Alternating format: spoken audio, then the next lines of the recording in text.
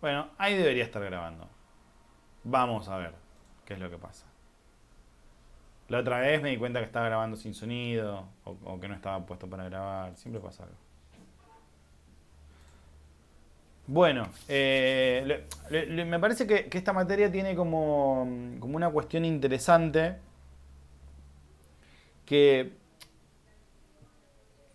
va desde lo general a lo particular. Entonces, me parece que de esa forma es fácil eh, ir siguiendo una lógica. Y esto es interesante porque, como decíamos recién, ¿no? ¿Para qué nos sirven estas cosas en el día a día, en lo que hacemos? Yo creo que el pensamiento estratégico no solo es algo que necesita tener a la mano un licenciado en administración, un técnico en gestión de las organizaciones. Desde ya que sí lo tienen que tener. Pero me parece que es algo que es importante para todo lo que hacemos en nuestra vida, en nuestro día a día. Obviamente, en algunas instancias es más útil que otro o es más pertinente. Pero en el trabajo, bueno, ¿sabes qué? Me gustaría postularme para determinado puesto.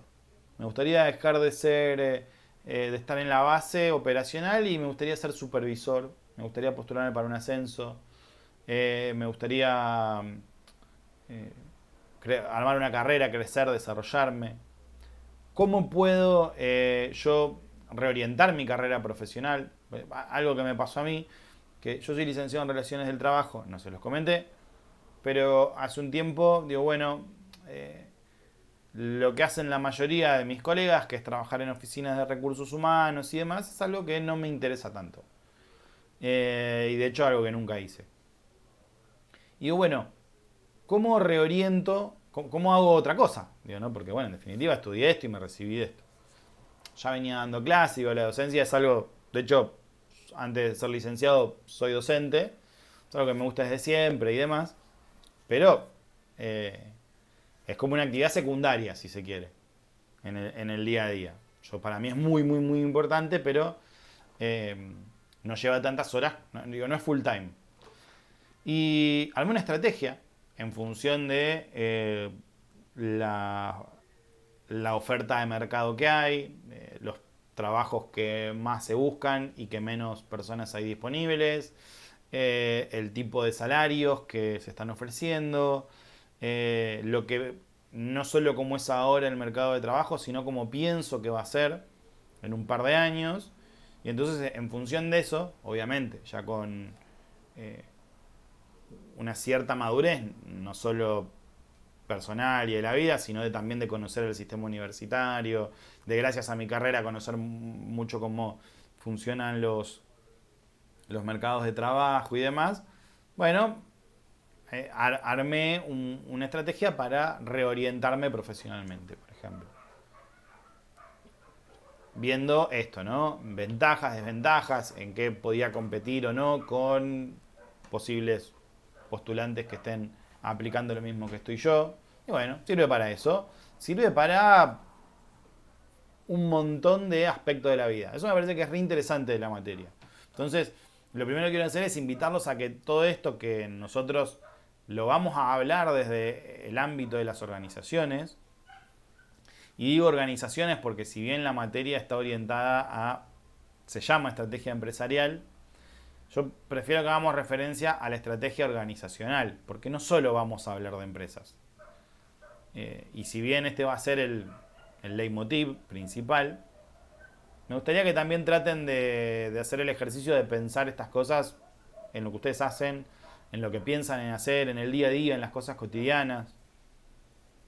Si tienen un negocio, si tienen un emprendimiento, si están pensando en cambiar de trabajo, si están pensando en, no sé, lo que se les ocurra.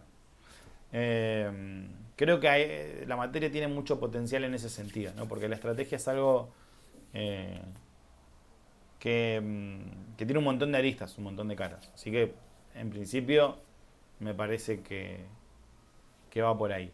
Y bueno, el trabajo que vamos a hacer a lo largo de la materia los obliga a esto, a ponerlo en práctica, con un caso. ¿En qué consiste? Lo primero que van a tener que hacer, que si bien no es necesario que lo hagan ya, pueden ir pensándolo, es buscar una organización. La idea es que esta sea una organización de la economía social, de la economía popular, de la economía solidaria. Con esto queremos decir que nos referimos a organizaciones que no son propiedad de una o de un grupo reducido de personas, sino que además de tener un objetivo lucrativo, también tienen una función social muy importante, que están conformadas por socios o miembros que tienen una participación equitativa en las decisiones que se toman en la organización. Para poner como ejemplo, podemos mencionar cooperativas de trabajo, grupos de emprendedores, empresas recuperadas por los trabajadores, ferias, y el más amplio sentido de esto, ¿no? No, no pequeñas y medianas empresas, no grandes empresas tampoco.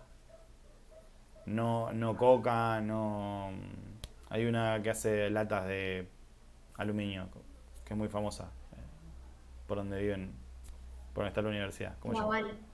¿Cómo? Laval. Bueno, tampoco. Tampoco Toyota, o la que hace autopartes de Toyota. Tampoco. Sí, organizaciones más chiquitas, que a veces no tienen tanta gente o tantos recursos, pero que tienen cosas muy interesantes para pensar y que aparte este, este trabajo les va a servir a esas organizaciones como insumo. Porque en definitiva lo que vamos a hacer es ponernos en el rol de un consultor organizacional y a lo largo del trabajo, si bien va a haber consignas para cumplir, lo que vamos a tener que hacer es hacerles una propuesta de un plan estratégico para la organización. Tan sencillo como eso. Eso es lo que nosotros vamos a hacer. Una organización real y le vamos a hacer una propuesta de un plan estratégico real. Después ellos se fijan, ¿no? Si les sirve o no les sirve, si les gusta o no les gusta. Bueno. Lo van a hacer en grupo, en grupos de a dos. Si alguien lo quiere hacer de a uno, también se puede, no hay problema. Generalmente no habilitamos esta opción, pero bueno, somos 8, qué sé yo, no tenemos mucho margen de nada. Se baja uno y claro, no queda nadie, no se puede. Entonces, de a uno o de a dos, si prefieren. Obviamente que si alguien lo hace de a uno, le voy a pedir una extensión, si alguien lo hace de a dos, le voy a pedir otra. No es. De a tres no, tampoco, y a cuatro menos. Eso. Con mucha libertad, si bien yo les voy a. Me he dado cuenta de algo. Que no es igual, no es sin querer, sino que es a propósito. Cuando se le da libertad, es cuando más les cuesta. ¿No? Si, bueno, ¿qué formato seguimos? El que vos quieras. Y, bueno, ¿cuál? Se complica, ¿no? ¿Qué pongo? Uso esta letra, uso esta otra. Y si bien es cierto que es la parte más complicada, también es la parte donde se aprende muchísimo. Porque uno está tomando decisiones. Y justamente el camino de formarse como un profesional es sumar herramientas a lo largo de la carrera para tomar decisiones. Porque cuando ustedes sean profesionales no va a haber un profesor que le va a decir, ah, hiciste bien, hiciste mal.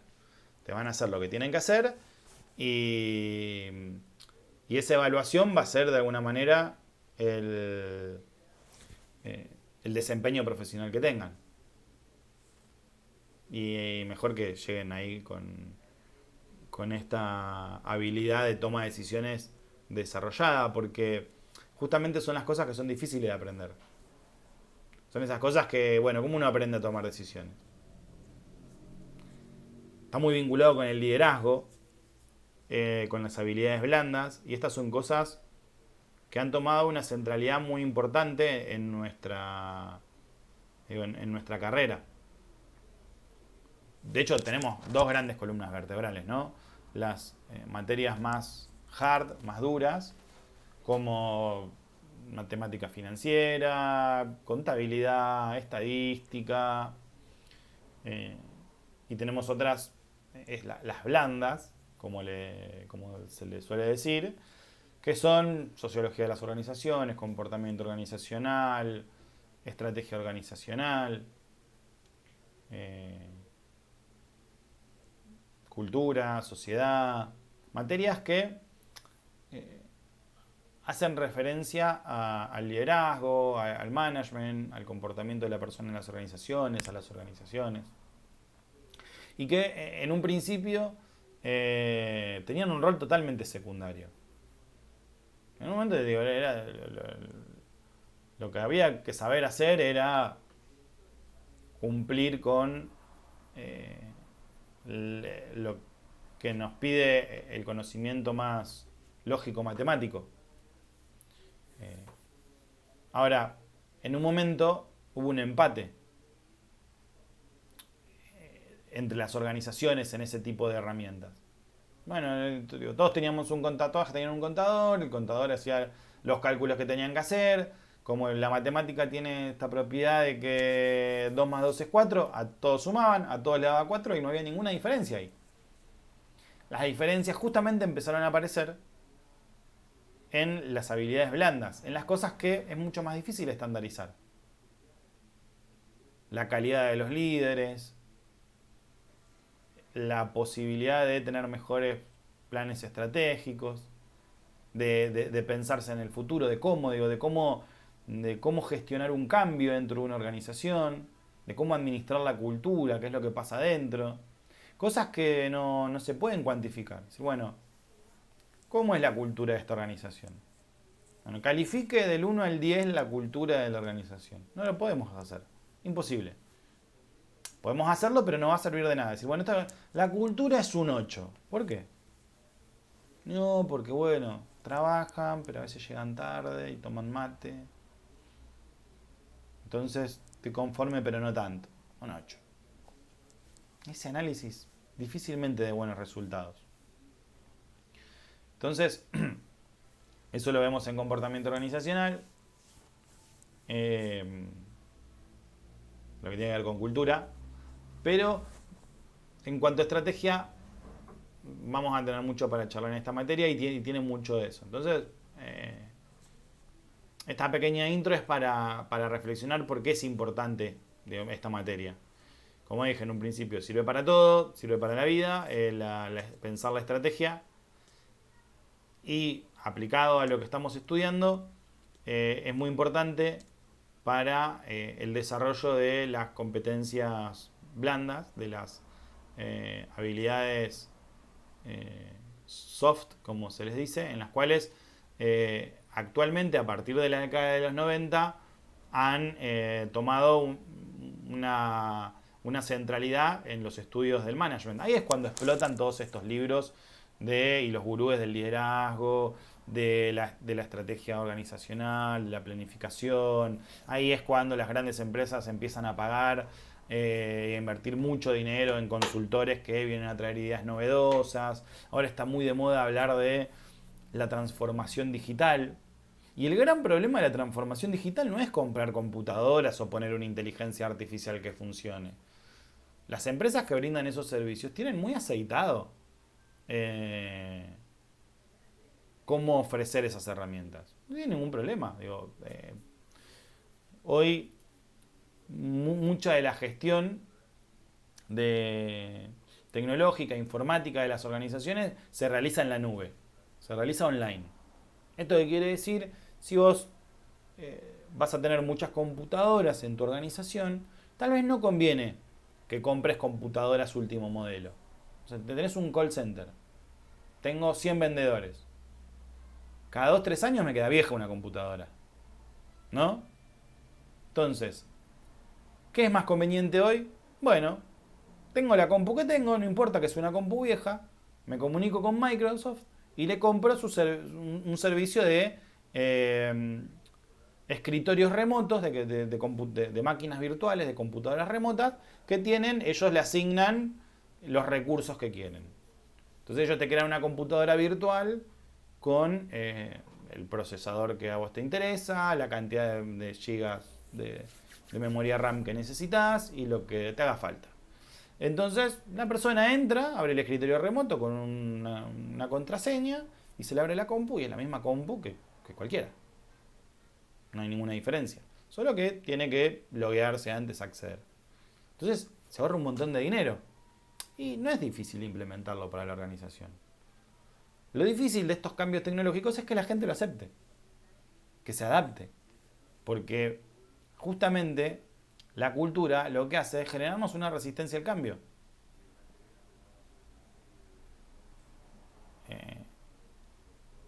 La cultura se arraiga tanto adentro de las organizaciones y hacia adentro de las personas que la limita de alguna manera en su capacidad de cambiar, de transformarse.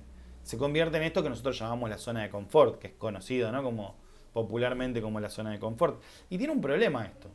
Si bien tiene la virtud de que la cultura genera respuestas a los problemas cotidianos y nos da un manual tácito de pasos a seguir ante un problema, también es cierto que impide que aparezcan nuevas soluciones. Porque la cultura nos da tranquilidad de que las cosas son como tienen que ser. Esto uno lo nota mucho cuando va a un lugar nuevo. Cuando va a un lugar donde no estuvo nunca. Y ve que de repente la gente se comporta de una manera que a uno no le resulta natural. ¿No? Vas a un trabajo nuevo y de repente todos se visten de una manera y vos caíste de otra. Es esta pregunta que uno se hace cuando va a ir a algún tipo de evento, actividad. Dice, ¿cómo tengo que ir vestido? ¿Vos qué te vas a poner? ¿No? Entonces ya te define, ¿no? Decir, me invitan a un cumpleaños y no te queda muy en claro cuál es el código de etiqueta del cumple.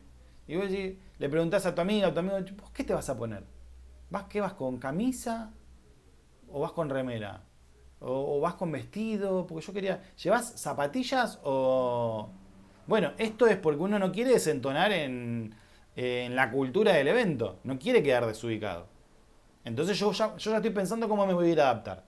Y también cuando ya te dicen, no, tranqui, es una comida entre amigos, zapatilla, jean, remera, no pasa nada. Bueno, dale. Vos ya vas con una predisposición. Vos ya sabes, digo, vas pensando con qué te vas a encontrar y te vas a ir predispuesto en ese plan. La cultura nos da esto. Ahora, para las transformaciones, en este caso la transformación digital, que es un proceso necesario y prácticamente obligatorio en la situación en la que nos encontramos hoy en las organizaciones, bueno, resulta clave poder gestionar la cultura. Y lo más difícil tiene que ver con lo blando. Por eso tenemos esta materia. Me acabo de dar cuenta, los que ya estuvieron saben que a mí me gusta hablar un montón, pero tenemos una hora nada más. Y yo no sé díganme si probaron y funcionó, pero a mí la otra vez se me cortó a la hora, clavado el Zoom, el Meet, y cuando quise volver a entrar no me dejó. Como que Google ya se da cuenta de que es trampa eso. ¿Se les cortó la clase pasada o cortaron antes? No, cortamos antes la clase pasada. Bueno, si se corta, no sé si nos va a dejar entrar. Yo probé el otro día y no me dejó, pero ya había terminado, así que fue como bueno. Vamos a comenzar por las dudas, que no nos agarre... Ya comenzamos igual, pero vamos a meternos a lo nuestro. Quiero compartir una ventana. Acá. ¿De dónde viene la estrategia? La estrategia no es algo que existió siempre. En principio vamos a tratar de plantear algunos aspectos centrales, que los vamos a discutir más adelante. Por eso no digo que esto sea definitivo. ¿La estrategia es un plan? Sí, la estrategia puede ser un plan. No siempre lo es, pero puede serlo. ¿La estrategia no es habitual? Sí, la estrategia suele ser algo que uno define con espacios grandes en el tiempo. No es que uno está revisando la estrategia todos los días. Pero sí puede encontrarlo en las cosas cotidianas. La estrategia nos afronta con el entorno. La estrategia nos obliga a mirar qué pasa alrededor, pero también nos obliga a mirar qué es lo que pasa adentro.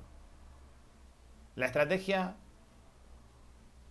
sirve para alcanzar un objetivo, esto sí es muy importante, y de alguna manera la estrategia también retroalimenta a esos objetivos. Este tal vez es las principales características de el concepto más difundido de lo que es la estrategia. A lo largo de la materia vamos a ir viendo que muchos autores no niegan esto, pero agregan otras características que sí se pueden oponer. Vamos a ir de a poquito profundizando en eso. Pero bueno, arranquemos por lo primero, que es de dónde viene la estrategia. La estrategia en un principio nace como una tecnología para la guerra. La estrategia nace como con el objetivo de ganar conflictos bélicos. Pensemos en los juegos de estrategia más conocidos. El ajedrez. El ajedrez sería una representación de una pequeña guerra entre dos reinos. Por eso tenemos un rey, una reina, peones, torres. Y uno efectivamente en el juego desarrolla una estrategia, de las cuales hay muchas, para tratar de ganar al adversario que desarrolla la suya.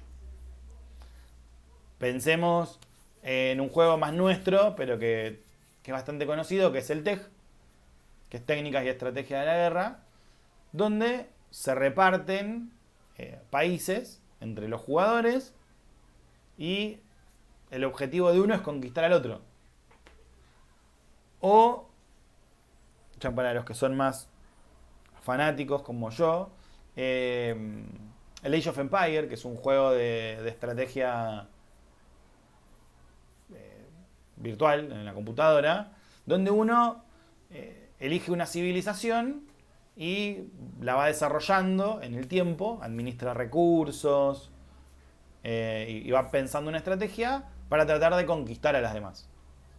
No puede, es un juego de época, ¿no? Donde uno elige una civilización antigua.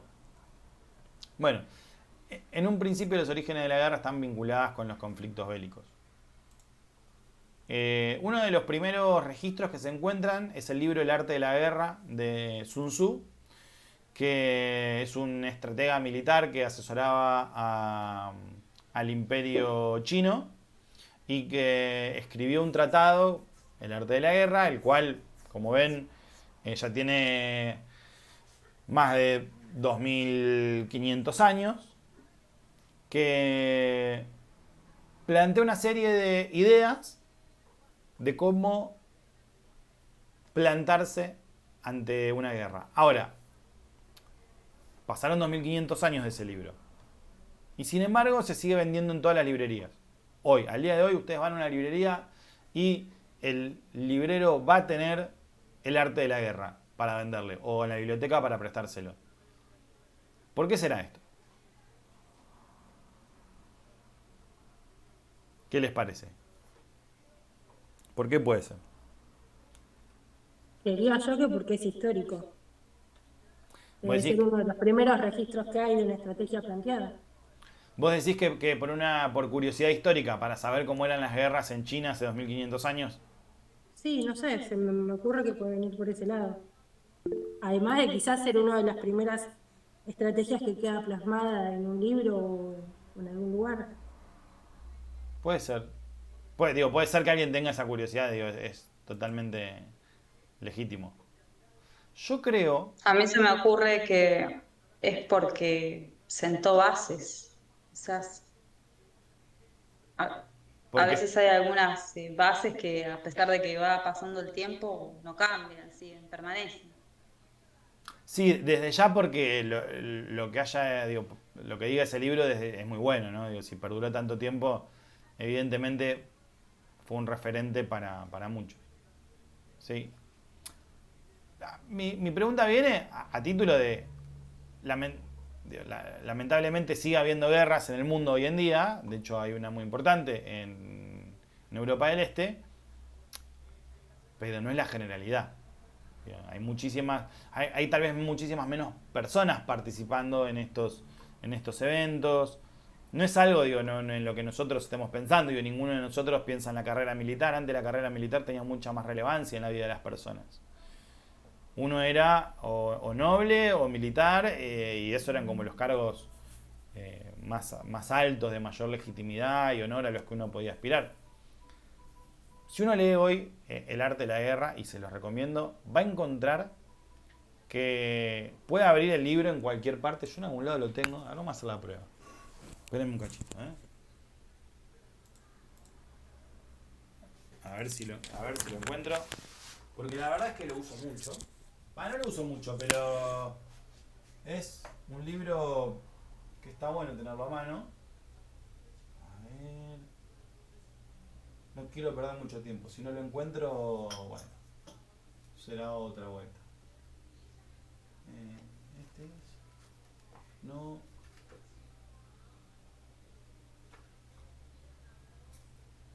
A ver, a ver.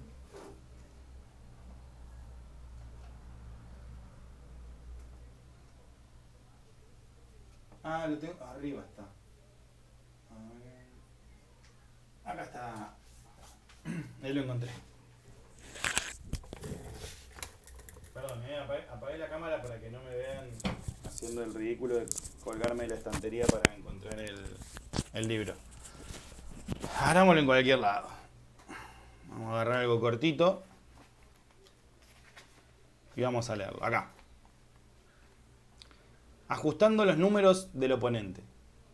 Página 73. El punto donde intentamos luchar no debe hacerse conocido. Si el enemigo no conoce nuestra posición, tendrá que prepararse en muchos puntos distintos. Cuando se prepara en muchos puntos distintos, los números que enfrentamos en cualquier punto serán pocos.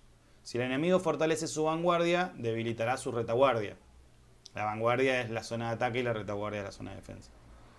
Si fortalece su retaguardia, y ahí lo hice al revés, viceversa. Si fortalece su retaguardia, debilitará su vanguardia. Si fortalece su izquierda, debilitará su derecha y viceversa. Si envía refuerzos a todos lados, se volverá débil en todos lados. La debilidad numérica surge de haberse preparado para posibles ataques. La fuerza numérica viene de compeler al adversario a prepararse contra nosotros, conociendo el lugar y el momento de la próxima batalla. ¿Sirve para una guerra? Seguro. O no, tal vez ya han cambiado tanto la guerra que no es un problema donde se va a atacar. No lo sé. Conozco poco del tema. Pero sí sirve para pensar algo, ¿no? Lo que plantea Sun Tzu es, si el otro sabe dónde vos vas a atacar, bueno, se va a preparar en el lugar donde espera el ataque.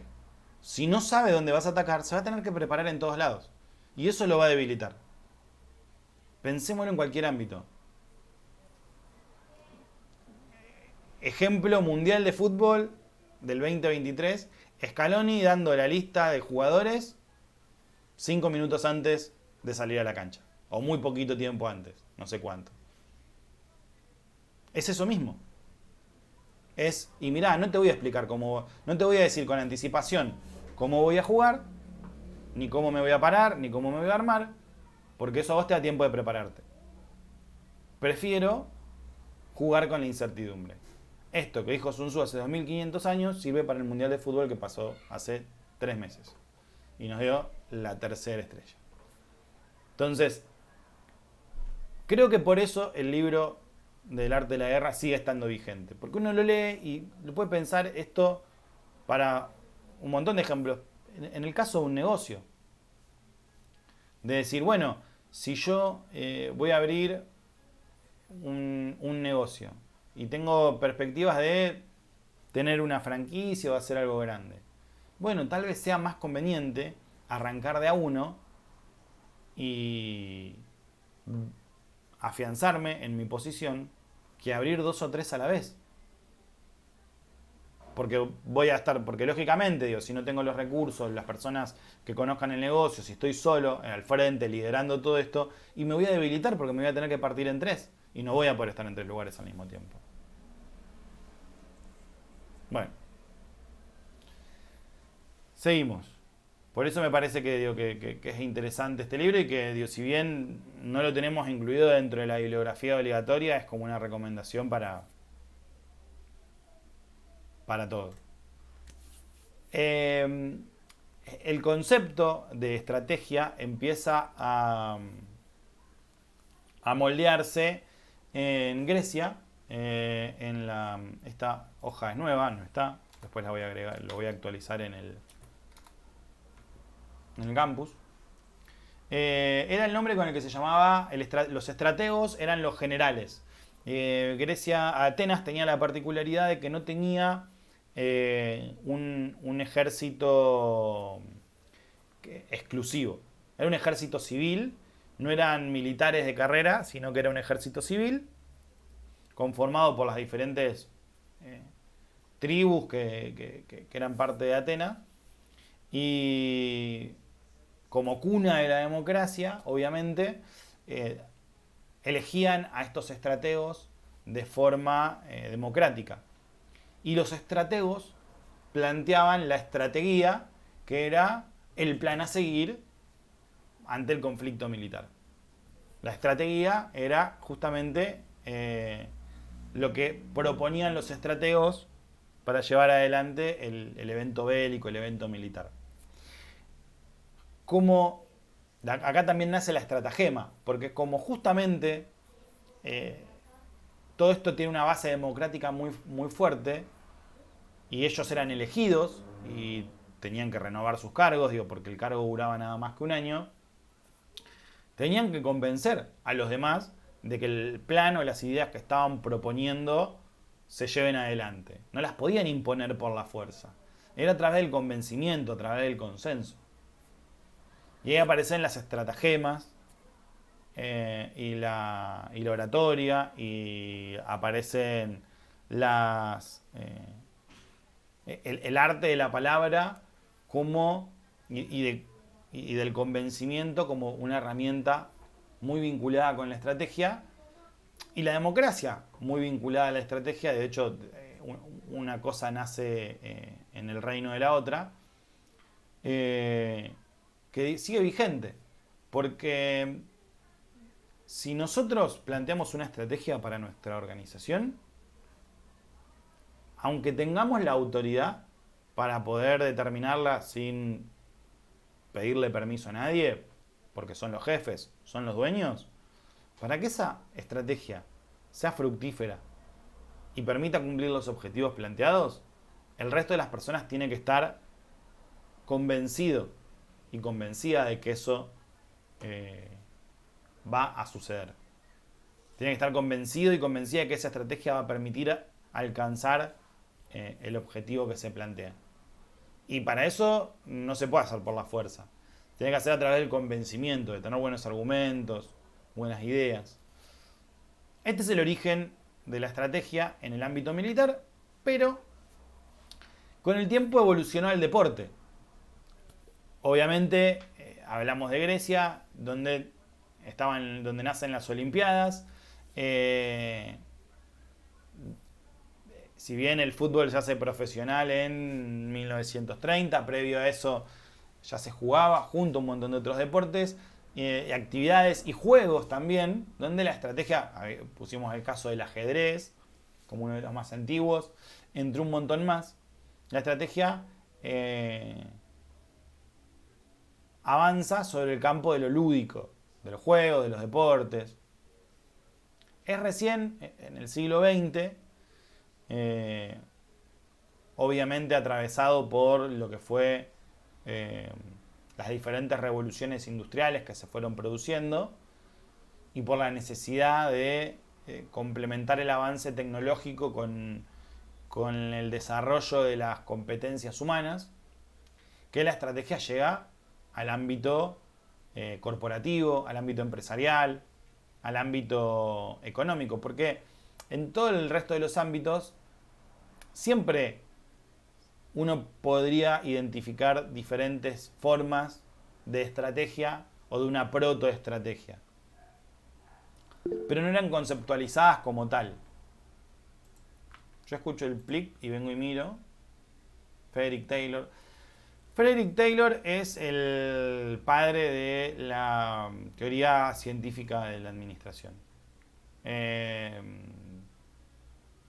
Que seguramente podemos, si bien no tenemos nada de él en esto, es algo que ya deben haber visto o que van a ver en la materia de administración. Es parte de ese proceso. Así como, por un lado, se empiezan a construir diferentes escuelas vinculadas a la administración, diferentes maneras de administrar los recursos disponibles para lograr un trabajo eficaz y eficiente que mejore la productividad. Por otro lado, se empezaban a construir conceptos y teorías vinculados con la estrategia. El concepto de estrategia nace, como le decía, con un fin bélico. En la Edad Antigua es tomado, en la Edad Media podría decirse que desaparece, no se habla de estrategia como tal, es retomado ya en Francia, en Europa, después de la Revolución Francesa, empieza a aparecer de nuevo como concepto, como idea, con nombre y apellido, como estrategia. Y explota y se populariza y pasa a ser algo que nos importa a todos cuando se ve que es aplicable a un montón de cosas, entre eso los negocios, las empresas, el desarrollo, el comercio. Y ahí es donde entramos en la parte ya más propia de la materia, donde vamos a revisar algunas definiciones. Una primera definición del 65, una definición que ya tiene sus años, es la de Andrews, que dice que la estrategia es el patrón de objetivos, propósitos o metas y las políticas y planes que nos planteamos para conseguirla. De manera tal que definan en qué clase de negocio la empresa-estado quiere estar y qué clase de empresa es o quiere ser.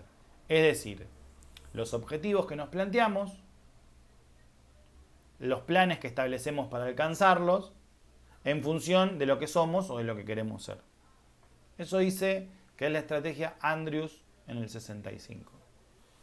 Ansoff dice que la estrategia es la dialéctica de la empresa con su entorno.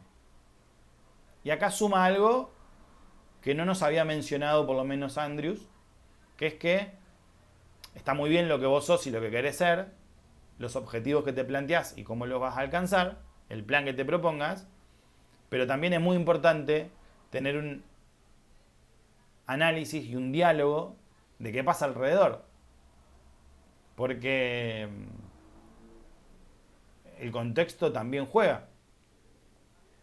Uno puede decir, bueno, no, sí, si yo hago esto, el famoso si yo me esfuerzo y hago esto voy a alcanzar tales metas. Está muy bien. Vos puedes hacer tu parte y es necesaria, es indispensable. Pero el contexto tiene que acompañar también. Porque si ese contexto no acompaña, se hace todo muy difícil. Pensemos guerras, pandemias, crisis económicas, cosas que pasan a lo largo y ancho del mundo y en diferentes épocas que hacen que, bueno, que no sea tan sencillo seguir un rumbo sin sobresaltos. Nos quedan 7 minutos y yo tengo un poco más para hablar, por lo menos media hora, como máximo media hora. Así que si se corta, voy a hacer otro link y de hecho lo voy a hacer ahora y se los paso por el chat. ¿O prefieren que se los mande al mail? Al mail, perfecto. Bueno, se corta, Lo compartimos en el grupo de abro WhatsApp. un Zoom nuevo, un Meet nuevo y se los mando al mail. ¿Ves? Acá me avisan, 10 minutos. Bueno, vamos a hablar 10 minutos más. Capaz que menos. Charles Hofer y Yandel definen a la estrategia como las características básicas para realizar un match, o sea, como el match de las aplicaciones de citas, entre la organización y el entorno. Es decir, ¿cómo hago coincidir lo que yo quiero que sea mi organización, los objetivos de mi organización, con lo que el entorno tiene disponible? ¿No? Imagínense qué difícil es hoy para organizaciones, por ejemplo, petroleras, pensar una estrategia de largo plazo en un contexto donde el mundo pareciera que cada vez más se aleja de los combustibles fósiles. La estrategia tiene que poder conectar lo que está sucediendo en el entorno con lo que nosotros esperamos para nuestra organización. Entonces, Andrews nos dice, la estrategia es lo que queremos hacer. Ansoff nos dice, la estrategia es lo que pasa afuera. Y Hofferich y Slender nos dicen, bueno, la estrategia es lo que queremos hacer en relación de lo que pasa afuera. Una conexión de lo previo, o por lo menos yo estoy tratando de plantearlo así, ¿no? Porque incluso entre estos autores muchas veces hay discusiones. Halten dice que es el proceso a través del cual la organización formula objetivos, coincide con el primer autor, que está dirigido a la obtención de los mismos, estamos de acuerdo. La estrategia es el medio, la vía, es el cómo para la obtención de los objetivos de la organización. El arte o la maña, el oficio, y cuando uno en este tipo de ámbitos habla de arte, hace mucha referencia a el ojo, ¿no? A lo artesanal, a lo manual, al ojo del líder, de entremezclar el análisis interno y la sabiduría utilizada por los dirigentes para crear valor de los recursos y habilidades que ellos controlan. Para diseñar una estrategia exitosa hay dos claves: hacer lo que hago bien y escoger a los competidores a los que puedo derrotar. Análisis y acción integrados en la dirección estratégica. Es decir, saber dónde yo soy fuerte. Halten está poniendo el centro en el adentro. Sí, bueno, sí, el afuera no importa. Claro, lo que hace la organización, esto de plantearse objetivos y programas para poder alcanzar las metas, está muy bien, ya estamos todos de acuerdo en eso, evidentemente es fundamental. También es muy importante saber qué es lo que pasa alrededor y conectarlo, pero Halten pone el acento en el análisis interno, en la sabiduría de los líderes, para aprovechar al máximo los recursos con los que cuentan, materiales, simbólicos, humanos, para hacer mejor lo que hago bien, para dedicarme exclusivamente a donde están mis fortalezas y elegir en qué cancha quiero jugar. Esto es muy parecido, seguimos con los ejemplos deportivos, esto es muy parecido a la Copa Davis. ¿Vieron? Que en la Copa Davis juegan dos países y el que es local elige en qué tipo de cancha quiere jugar. Generalmente, cuando Argentina y los países de Sudamérica hacen de local, eligen jugar en cancha de tierra, porque la mayoría de las canchas y el terreno en el que se destacan los jugadores latinoamericanos es polvo de ladrillo. En cambio, los jugadores de Europa del Este se destacan en canchas rápidas, canchas de cemento o hasta canchas de hielo hay. Y entonces, ¿qué hacen? Bueno, si somos local, jugamos en cancha de hielo. Entonces, claro, van los argentinos que están acostumbrados a jugar en canchas más lentas y ya tienen una desventaja. Por más buenos que sean ellos, el otro lo llevó a jugar en el terreno donde es mejor, donde tiene mayores ventajas competitivas. parece una obviedad, parece algo intuitivo, pero si tuvimos que teorizarlo era porque tan obvio no era, y que son cosas que a veces uno borra del análisis. Decir, bueno, a ver, ¿en qué soy mejor? ¿Dónde están mis fortalezas? ¿Dónde están mis oportunidades? Dan Kontz, en el 87, define la estrategia como programas generales de acción que llevan compromisos de énfasis y recursos para poner en práctica una misión. Son patrones objetivos con el propósito de darle a la organización una dirección unificada. Acá Kontz agrega la idea de patrones. La idea de algo que nosotros hacemos de manera repetida en el tiempo. De que la estrategia salga del ámbito de las ideas y pase a la acción y la incorporen las personas para repetirlas en el tiempo y para perfeccionar también la aplicación de esa estrategia. Harper y Lynch nos dicen, bueno, la estrategia es un sistema dinámico, el cual es importante por la anticipación, en el que se destacan y agrupan los aspectos diferenciadores de nuestra empresa, considerando que ésta se encuentra en un entorno abierto y procurando desarrollar una cultura organizacional que se apoye en las ventajas competitivas que ésta tiene. Bueno, ya mencionábamos recién, retoma lo de las ventajas competitivas, en quién nuestra organización es mejor o más fuerte. ¿Cuánto tiempo nos queda? 4 minutos. Habla del entorno, considerando que está en un entorno abierto, algo que ya se había mencionado antes, pero agrega lo de un sistema dinámico de anticipación, que agrupan los aspectos diferenciadores, o sea, lo que a mi organización la hace diferente a los demás. Un sistema de anticipación. La estrategia tiene pretensiones predictivas sobre el futuro. Uno plantea una estrategia que necesariamente es de largo plazo, de alguna manera intentando adivinar qué es lo que va a pasar, que después puede fallar. Porque yo digo, bueno, estimo que la economía va a crecer y que se va a vender más. Entonces, yo voy a comprar esa máquina que a mí me va a permitir aumentar la productividad ahora, que no la está comprando nadie, porque me va a ser más barata. Si yo compro esa máquina cuando la economía ya explotó, esa máquina va a salir mucho más cara porque la estoy queriendo comprar yo y toda mi competencia. Porque todos tenemos mucha más demanda. Una buena estrategia, en este caso, sería estoquearme de maquinaria para cuando vengan las vacas gordas, como se le dice. Y capaz que vas, compras la máquina, te endeudás para tenerla y resultó que falló. Resultó que no explotó la economía, la lluvia de inversiones no llegó y estamos en la misma o peor. Y encima endeudados con una máquina nueva. La estrategia juega ese juego. Tiene pretensiones predictivas sobre el futuro. Y la información nos permite tomar mejores decisiones sobre hacia dónde vamos. Bueno, siempre me pone nervioso llegar al... Que se haga esperar a que se termine de cumplir el minuto, los 2 minutos que faltan.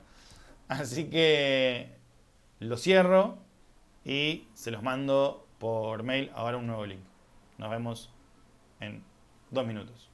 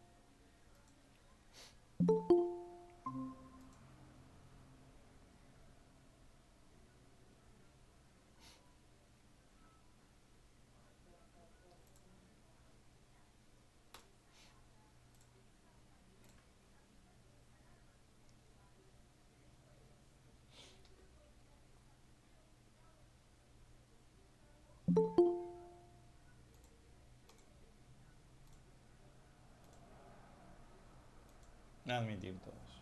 Bueno, ya somos... Bueno, ya somos 9 de vuelta. Estamos todos arriba. Seguimos. A ver, chequeo que esto esté grabando. Sí, pareciera que sí.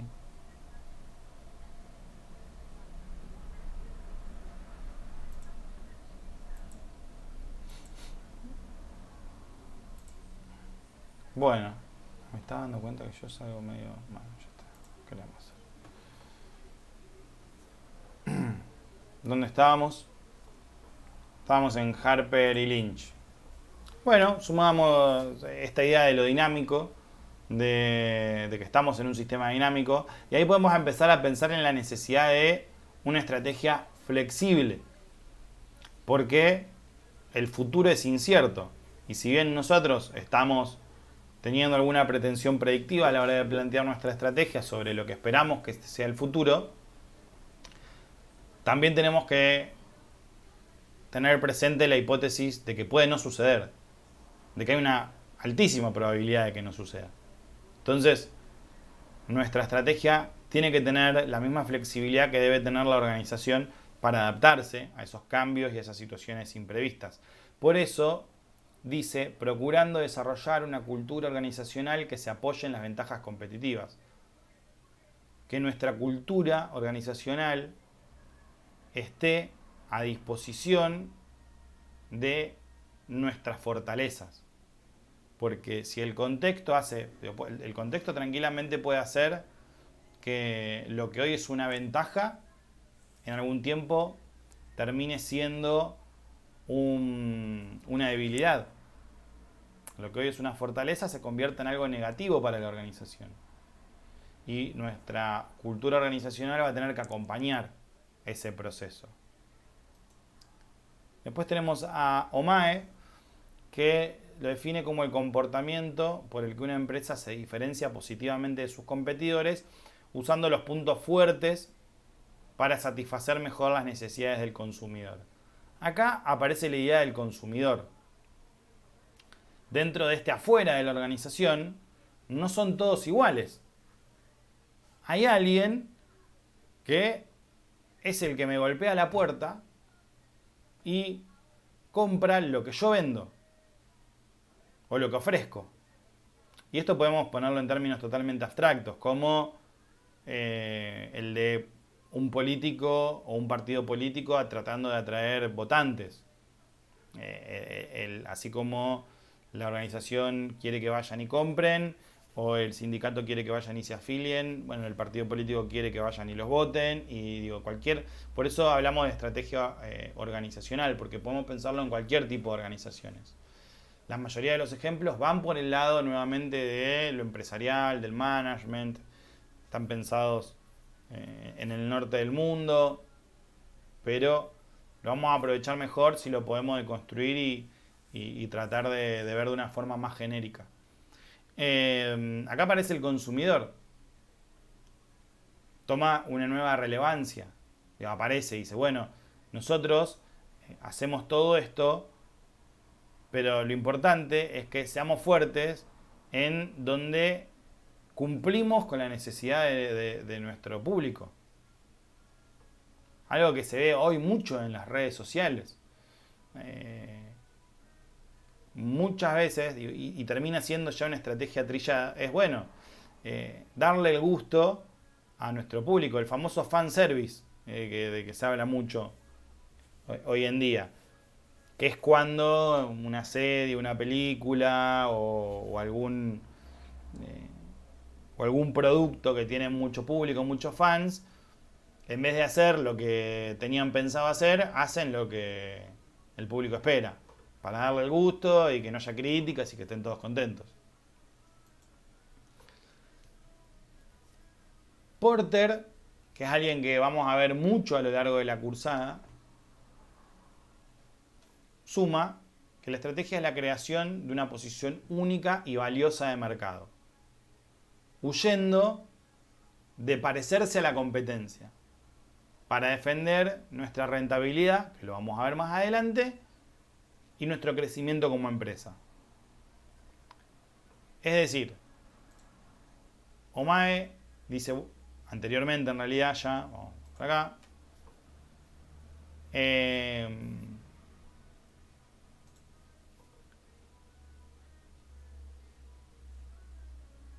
Halten nos dice, bueno, nosotros aprovechamos la sabiduría y el análisis interno de nuestra organización. Sumamos a Cont, lo construimos en patrones. Seguimos con Harper y Lynch. Le damos flexibilidad. Omae nos dice, bueno, ¿dónde somos fuertes? ¿Dónde hacemos la diferencia? ¿Dónde nosotros somos, dónde nos destacamos? Y lo que agrega Porter a eso es cómo con esta fortaleza nosotros construimos una posición única de mercado. Cómo nos hacemos inimitables. Cómo logramos tener algo que no tiene nadie más y nos diferenciamos por completo de la competencia. Y no vamos a competir al mismo terreno. Él lo que propone, y lo vamos a ver más adelante, es que de esa manera se cuida la rentabilidad. Porque si uno no compite a través de la diferenciación, termina compitiendo a través del precio. Y eso mata la rentabilidad. Es muy interesante. Y hay un montón de ejemplos alrededor del mundo que hablan de esto. Coca-Cola. Hay un montón de bebidas gaseosas. Incluso hay un montón que son sabor cola.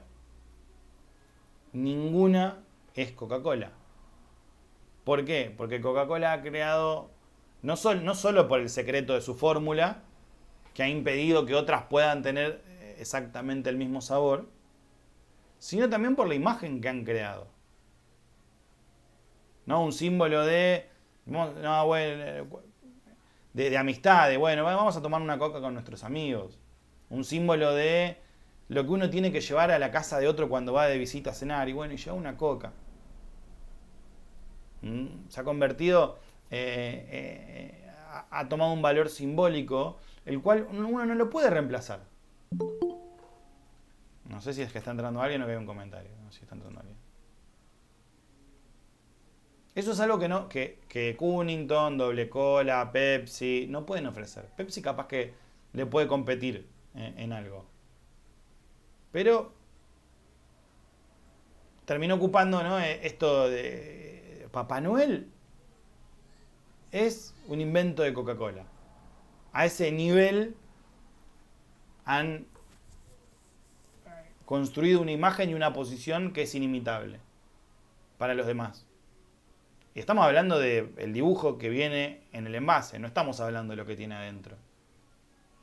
Pero Coca-Cola se hizo fuerte en eso, y Coca-Cola representa unión, representa amistad, representa familia, representa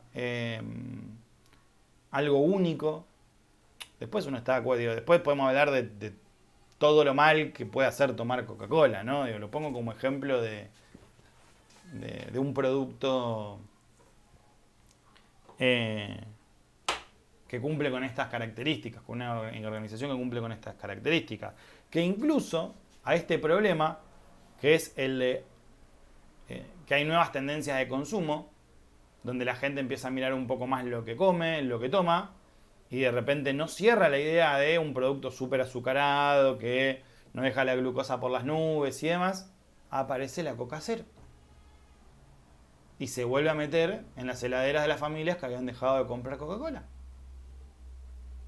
Y no es la primera vez que Coca-Cola lo intenta. Lo intentaron con la Coca-Cola Light, con la Coca-Cola Stevia. No lo lograron. Con el marketing, con la fórmula, con el sabor. La Coca-Cola Cero volvió a meterse en las heladeras de las personas que habían dejado de consumir Coca no por el gusto, sino por el etiquetado de contenido que hace la bebida. Entonces, al nene que ya no le dábamos más la Coca, bueno, le damos Coca Cero. Y esto es algo que hizo muy bien la organización. Se renovó, cambió, se flexibilizó. No es que dijo, no, yo hago esto y si le gusta bien. Funcionó durante casi 100 años, vamos a cambiar ahora. No. Todo lo contrario. Se adaptó a un nuevo entorno. Porter nos habla de esto.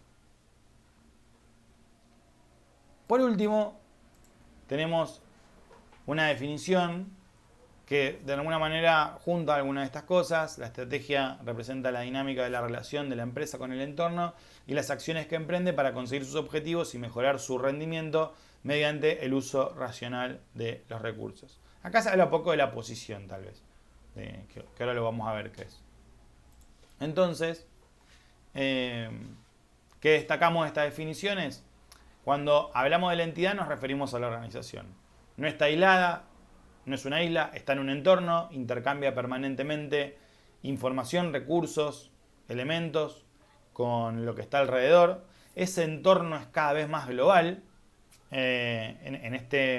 Esto sucede como efecto de la globalización, donde las líneas entre el adentro y el afuera son cada vez más indelebles y las fronteras entre los países, por lo menos para el comercio entre las organizaciones, no así para las personas, son también cada vez más transparentes. La organización tiene recursos que son limitados, que tiene que cuidarlos y que tiene que utilizarlos de manera eficiente y eficaz. Y está compuesta por personas que forman grupos que interactúan, que forman una cultura, que forman sus propios símbolos, sus propias características, que tienen diferentes maneras de estructurarse, algunas más propensas a una organización flexible y otras que tienden a la rigidez, y eso va a tener un impacto muy grande en el diseño de nuestra organización.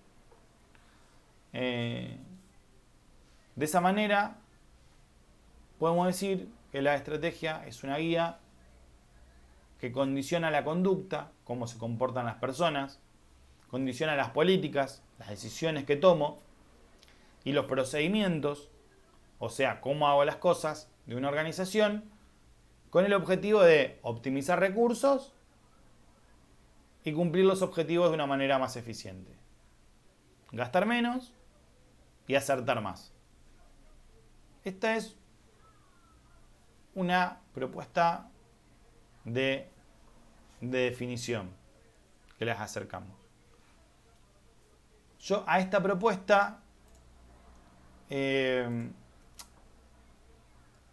creo que de nuevo vuelve a esto, vuelve a el concepto más elemental de la estrategia, el más intuitivo, el concepto que nosotros podemos encontrar que está como base en todas las propuestas de los autores.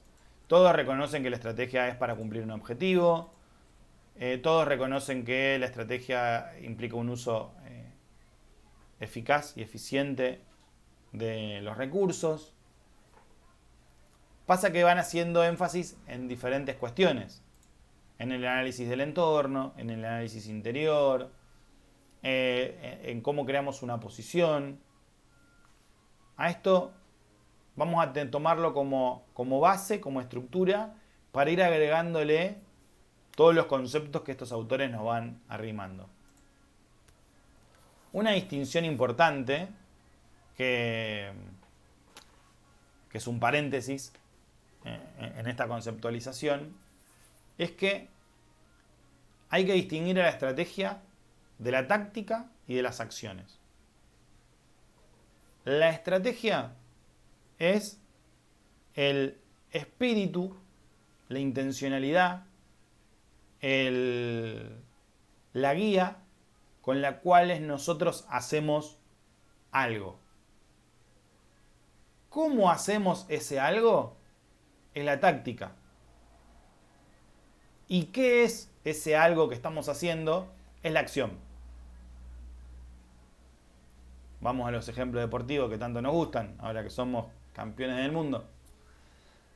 Yo puedo tener en un partido una estrategia más ofensiva o una estrategia más defensiva. Es decir, mi intención es salir a meter muchos goles y dominar el partido, o mi estrategia es más bien defenderme y tratar de que no me los hagan a mí. Y ver si en algún contraataque o en los penales puedo ganar. Porque interpreto que es lo que más me conviene. Eso es la estrategia. La táctica es cómo lo voy a hacer. Es decir, esa actitud defensiva la puedo decir, bueno, pongamos 5 defensores. Y delantero dejaba uno solo que a ver si en alguna contra tiene suerte y mete un gol. Si fuera una estrategia ofensiva, seguramente mi táctica se adapte a eso. Tenga menos defensores y termine teniendo más delanteros. Tengo una actitud más proactiva. Las acciones es en concreto cómo lo hacemos. Por ejemplo, haciendo muchas faltas para cortar el partido. Y bueno, nuestra estrategia defensiva, vamos a poner muchos defensores. Cuando venga el rival con la pelota, tratemos de hacerle faltas pavotas, que no nos echen ni nos amonesten a nadie. Tiramos de la camiseta, lejos del área. Lejos del área hagámosle mucha falta para que no lleguen y para cortarles el juego. O no. O la famosa jugada preparada. Bueno, es una acción. Es un pequeño evento dentro de un desarrollo táctico que sigue la guía de una estrategia. Pensémoslo en un ámbito más empresarial. Bueno, si yo quiero tener una estrategia expansiva, quiero convertirme en... Se me apagó la cámara. Quiero convertirme en el líder del mercado donde se desarrolla mi organización. Bueno, ¿cómo lo hacemos? Y tendremos que tal vez modificar la estructura, porque este nuevo mercado requiere que tengamos una actitud más proactiva. Por ejemplo, si quisiéramos vender más, hoy deberíamos, si no lo tenemos ya, pensar muy seriamente en el comercio virtual. Si yo quiero vender más, tengo que tener un e-commerce y vender por ahí para tratar de llegar a más lugares. Perfecto. ¿Tenemos un área de ventas? Sí, pero es un número de teléfono donde llaman, le haces el pedido y te lo arman para que lo vengas a buscar. No, tenemos que mandarlo por correo. Y no puede ser por teléfono, porque ¿quién usa el teléfono fijo hoy en día? Bueno, vamos a tener que modificar nuestra estructura. Vamos a tener que modificar el diseño de nuestra organización. Eso es una acción táctica que sigue la estrategia de crecimiento en ventas. ¿Cuáles pueden ser las acciones? Crear un área de ventas virtuales. Crear un área de marketing digital. Ahí estamos hablando de acciones concretas. Importantísimo distinguirlas, porque en esto hay confusión siempre. Y es natural. Pueden hasta, la táctica y la estrategia a veces hasta pueden convertirse, lo pueden utilizar en muchos lugares como sinónimos. Son dos cosas totalmente diferentes. Uno tiene un espíritu más concreto y otro un espíritu más abstracto, que es la estrategia.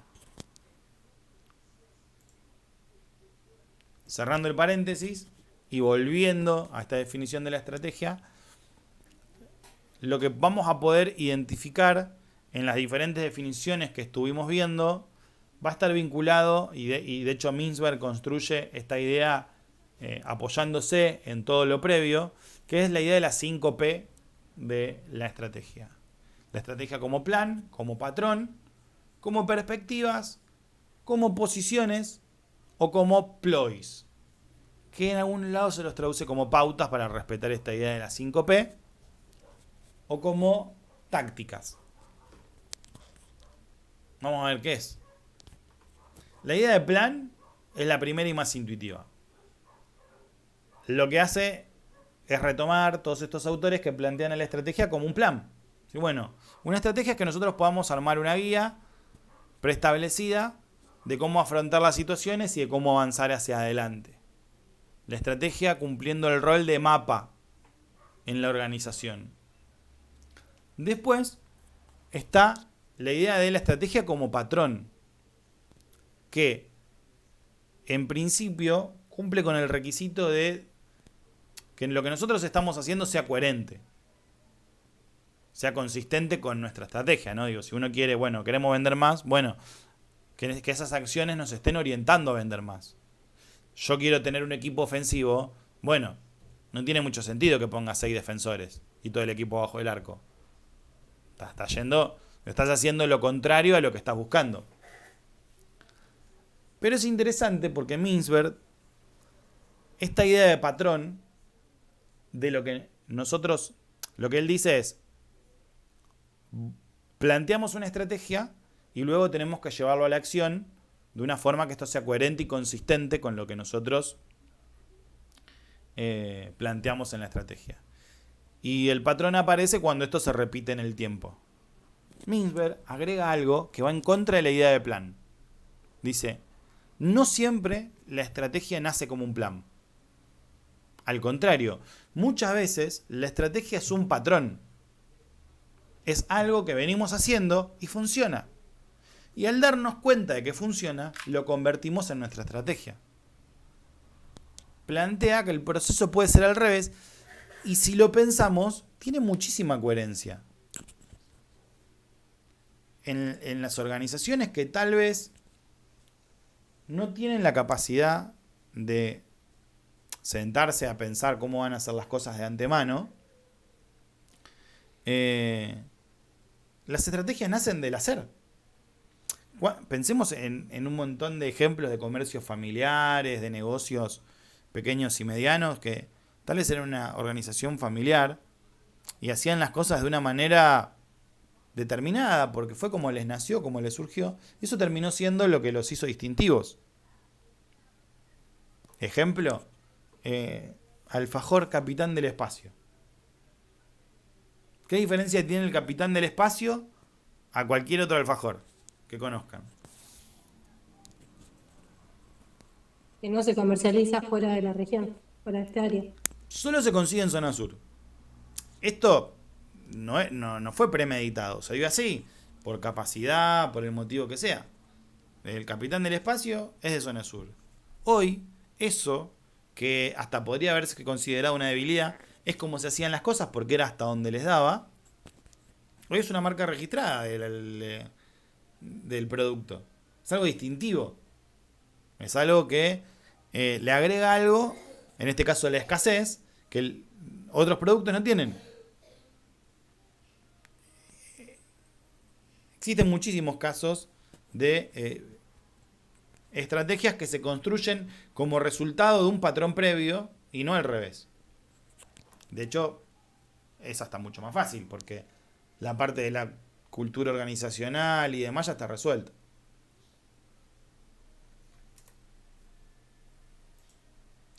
Después, las pautas de acción, las PLOD y las tácticas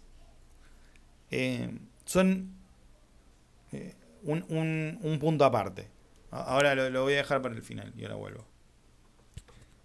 Así como el plan y el patrón son opuestos complementarios, representan cosas diferentes y que incluso hasta pueden invertir el orden de los factores, pero si las juntamos se vuelven súper potentes. Pasa lo mismo con posición y perspectiva. La posición es el lugar que yo ocupo en el entorno. La posición es lo que represento, el lugar en donde estoy. No solo geográficamente, sino simbólicamente. Es lo mismo ser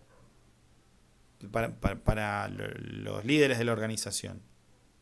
¿Es lo mismo ser Coca-Cola, que poníamos el ejemplo, que Manaos? No.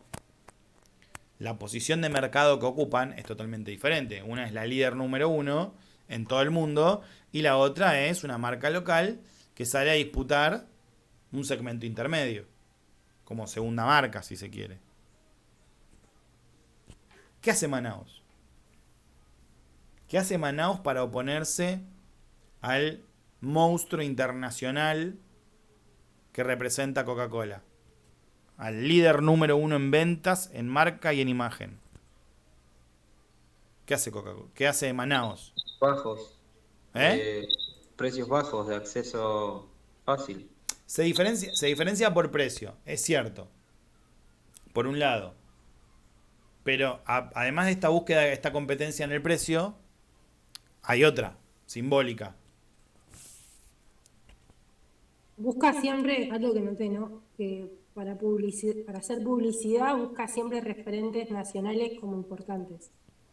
Siempre Exactamente. pone como primera imagen a alguien representativo del país. Exactamente. ¿Por qué? ¿Casualidad? No, para buscar justamente que la gente de acá consuma ese producto, lo vea como algún producto importante nacional. Y como oposición a...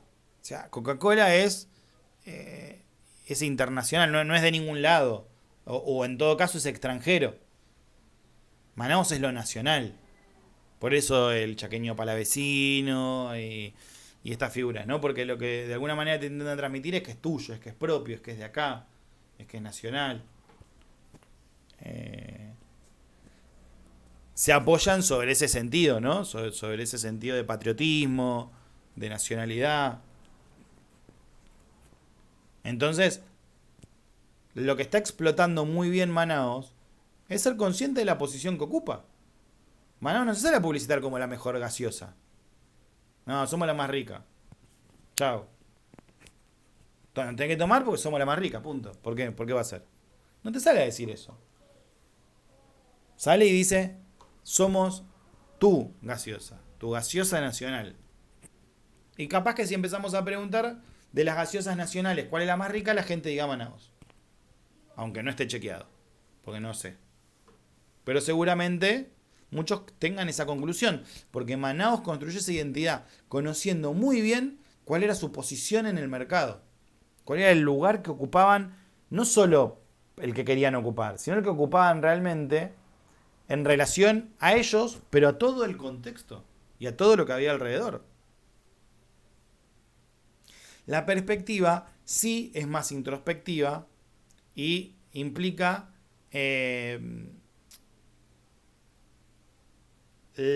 lo que nosotros queremos ser. La perspectiva es hacia dónde nos vamos a ubicar. ¿A dónde queremos llegar? ¿Cuál es la perspectiva que nosotros tenemos de la organización? Entonces, yo puedo actuar a razón de lo que soy o a razón de lo que quiero ser. Y si puedo combinar estos supuestos complementarios, vamos a lograr tener una potencialidad enorme. Es lo mismo que nos pasa con el plan y el patrón. Y por último nos quedaba la quinta pata, que es la de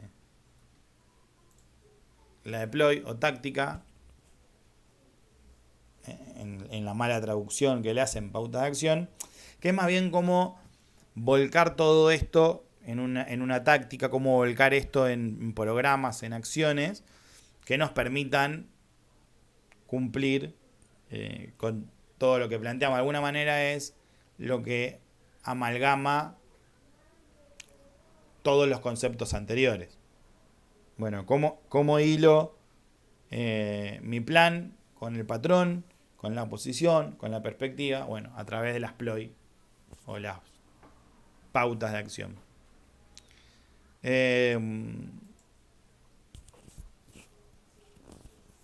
Hasta acá un poco lo que teníamos preparado para hoy. Como habrán visto,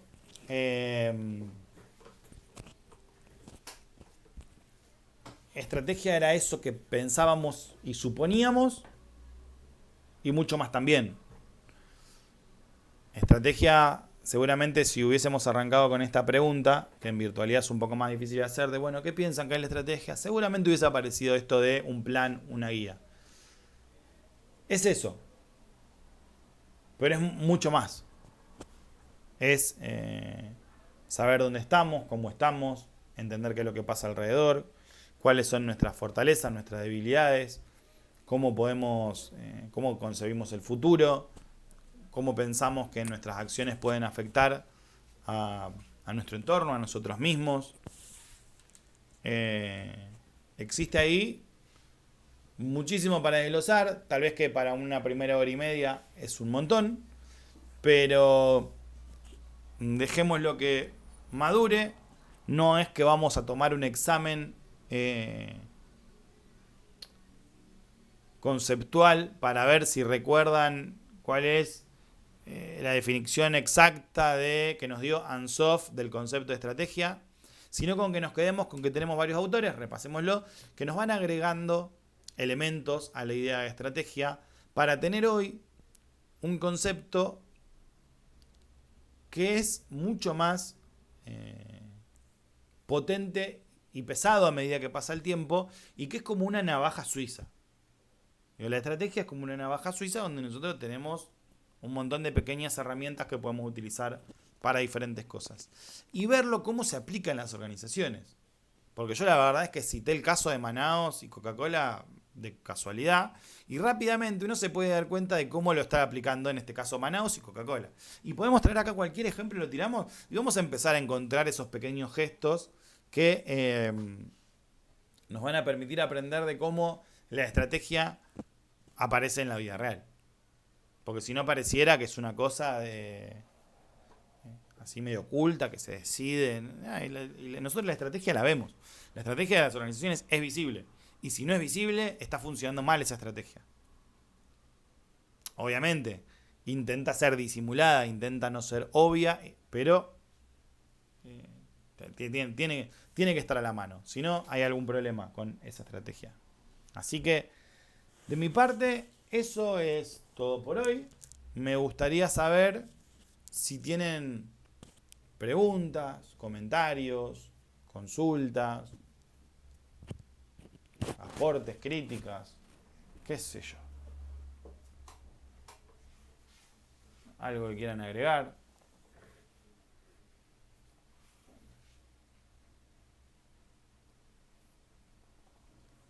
No. Bueno. Nosotros nos volvemos a ver en 15 días. La semana que viene se encuentran con el profe Lucio. En el medio vamos a estar conectados a través del correo, así que cualquier cosita nos estamos escribiendo. La versión que está en el campus es muy parecida a esta. Yo ahora voy a actualizar ahora y voy a agregar un texto optativo que me parece muy interesante para que lean. O por lo menos que lean lo que puedan. Yo sé que después de las vacaciones volver a agarrar el ritmo de lectura se hace complicado. Vamos a poquito. Este es un poquito largo, pero queda ahí como para ir leyendo a lo largo de la cursada. Por eso lo ponemos como optativo. Así que bueno, de mi parte es eso, chicos y chicas. Bueno, profe, gracias. Muy completo. Gracias, profe. Buenas Bueno. noches. Estamos, buenas noches. Gracias a ustedes. Chau, chau. Buenas noches.